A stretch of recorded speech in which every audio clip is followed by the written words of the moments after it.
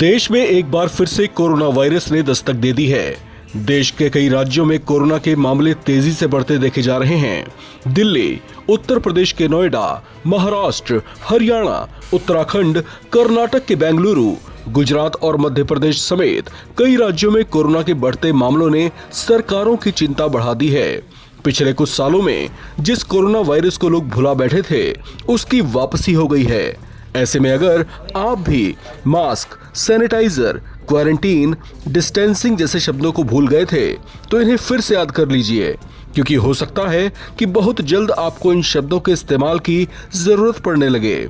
देश में जिस तरह से कोविड-19 के ओमिक्रॉन JN.1 वेरिएंट ने रफ्तार पकड़ी है, उसने स्वास्थ्य विभाग की चिंताएं बढ़ा दी हैं। विश्व स्वास्थ्य संगठन ने NB.1.8 और LF.7 को फिलहाल वेरिएंट्स अंडर मॉनिटरिंग की कैटेगरी में रखा है। हालांकि ये वेरिएंट्स ऑफ कंसर्न या वेरिएंट्स ऑफ इंटरेस्ट नहीं हैं, लेकिन चीन और एशिया के कुछ हिस्सों में कोविड मामलों में हो रही वृद्धि के पीछे इन्हीं वेरिएंट्स का हाथ माना जा रहा है। इंसाकॉक के मुताबिक भारत में अभी सबसे ज्यादा प्रचलित वेरिएंट JN.1 है, जो सभी टेस्ट किए गए सैंपलों में 53% है। इसके बाद BA.2 26% और अन्य ओमिक्रॉन सब वेरिएंट्स 20% हैं। कोविड-19 के वेरिएंट NB.1.8.1 का एक और LF.7 के 4 मामले पाए गए हैं। चीन और एशिया के बढ़ते मामलों में यही वेरिएंट दिख रहे हैं। भारतीय SARS-CoV-2 जीनोमिक्स कंसोर्टियम के मुताबिक भारत में कोरोना के नए वेरिएंट से पिछले 24 घंटों में 2 मरीजों की मौत हुई है। स्वास्थ्य विभाग के मुताबिक मरने वालों में एक महाराष्ट्र के ठाणे का 21 वर्षीय युवक है, जबकि एक बेंगलुरु निवासी 84 वर्षीय बुजुर्ग हैं। महाराष्ट्र के ठाणे में 8 मामले पॉजिटिव पाए गए हैं। कर्नाटक और राजस्थान में 5-5 केस, हरियाणा और उत्तराखंड में 3-3 मामले, मध्य प्रदेश के इंदौर में 2 मामले, जबकि यूपी के नोएडा में 1 एक्टिव केस पाया गया है। वहीं दिल्ली के कोरोना वायरस के कुल 23 एक्टिव केस हो चुके हैं। इसके बाद दिल्ली सरकार ने अस्पतालों को bed, oxygen cylinder, testing kit और वैक्सीन की उपलब्धता बनाए रखने का निर्देश दिया है। केरल में मई में अब तक कोरोना के 273 मामले सामने आ चुके हैं। स्वास्थ्य मंत्री ने सभी जिलों में निगरानी बढ़ाने का निर्देश दिया है। देश अब तक कोरोना की 3 लहर झेल चुका है। कोरोना की पहली 3 लहर कितनी घातक साबित हुई थी, उसका अनुभव पूरा देश कर चुका है। लगभग 3 सालों से ये शांत था। लोग कोरोना को लगभग भुला ही बैठे थे और जनजीवन सामान्य चल रहा था। लेकिन इस सामान्य से दिख रहे हालात को वैज्ञानिक और विशेषज्ञ अलग तरीके से देख रहे हैं। लिहाजा इसे इतने हल्के में भी नहीं लिया जाना चाहिए। इन शंकाओं और संभावनाओं के बीच पिछले कुछ दिनों में कोरोना के संक्रमण दर में कुछ तेजी आती देखी गई है। देश में एक बार फिर से कोरोना के बढ़ते मामलों को देखते हुए केंद्रीय स्वास्थ्य मंत्रालय अलर्ट हो गया है।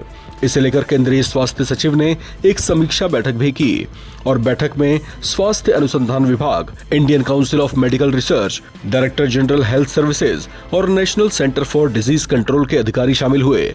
स्वास्थ्य विभाग के एक अधिकारी ने बताया कि कोविड के नए मामले केरल, तमिलनाडु, महाराष्ट्र और कर्नाटक जैसे राज्यों में सामने आए हैं। हालांकि ज्यादातर केस हल्के हैं और मरीज होम आइसोलेशन में ही ठीक हो रहे हैं। स्वास्थ्य विशेषज्ञों के मुताबिक ये वेरिएंट ज्यादा घातक तो नहीं है, लेकिन फिर भी लोगों को सतर्क रहने को कहा गया है और अपने स्तर पर तमाम एहतियात बरतने को भी कहा गया है। साथ ही नागरिकों से अपील भी की गई है कि इसे लेकर वे पैनिक में ना आएं और किसी भी तरह के अफवाह पर विश्वास ना करें। इस खबर में फिलहाल इतना ही। बाकी अपडेट्स के लिए आप बने रहें NBT ऑनलाइन के साथ।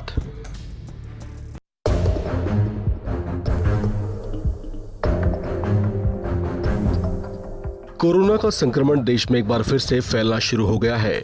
कोविड-19 के वेरिएंट NB.1.8.1 का एक और LF.7 के 4 मामले मिले हैं।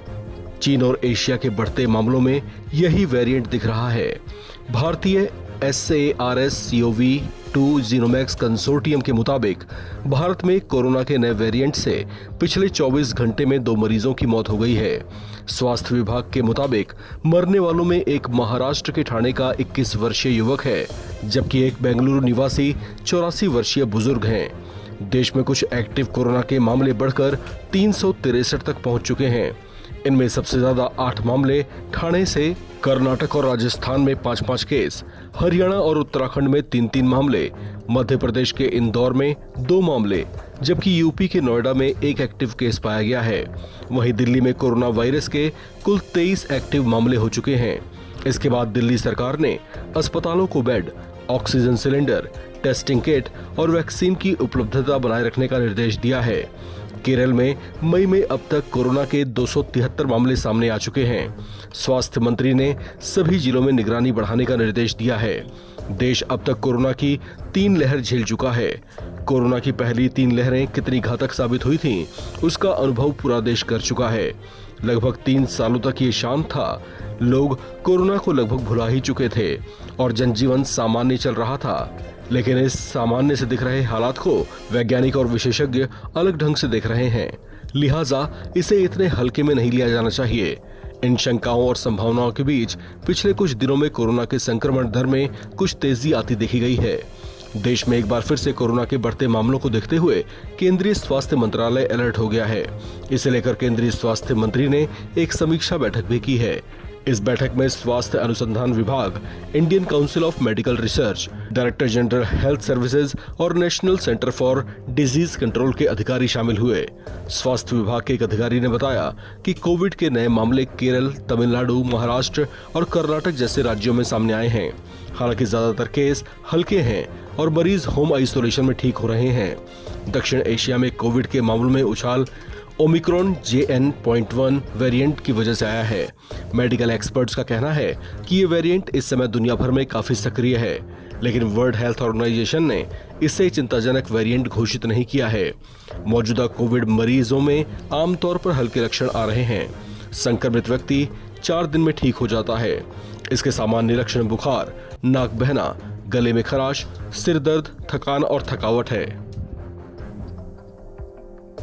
कोरोना का ये वेरिएंट बेशक ज्यादा घातक नहीं है, फिर भी जनता से अपील की जा रही है कि वे भी अपने अपने स्तर पर सभी जरूरी एहतियात बरतें और इसके संक्रमण से बचने के लिए जारी गाइडलाइन का कड़ाई से पालन करें। ऐसा करके आप न सिर्फ खुद को बल्कि अपनों और आसपास के लोगों को भी सुरक्षित रख सकते हैं।